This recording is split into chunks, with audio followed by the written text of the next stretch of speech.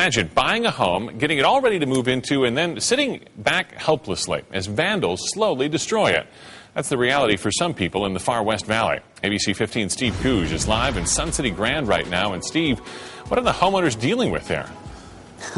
Well, Steve, you can see this massive window behind me here smashed to pieces. This is just some of what they're dealing with. All of the homes in this community are boarded up for the most part because vandals have come over here, smashed the windows, gotten into the homes like this one. Once they get in through the window, they can take whatever they want from the inside, appliances, refrigerators, and make out with them right through the front door. All this because no one is yet living in this community. You don't see too many ghost towns around these days. That is unless you're in Sun City Grand near 243rd Avenue. Dozens of new and unfinished homes frozen in place and now being destroyed. Some of the owners said they'll take $15,000, $20,000 for the house just to get out of it. So potentially some have lost $170,000 to $180,000 or more out of it. Sheriff's deputies say vandals and destructive teens are literally tearing apart the neighborhood. Dan Abrams bought property in the area. He now wishes he had not. Let's go for a tour of his home, shall we? The kitchen has been totally gutted.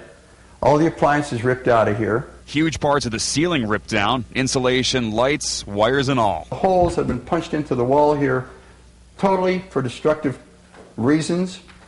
No justification, no sense. This destruction happened over the last year or so.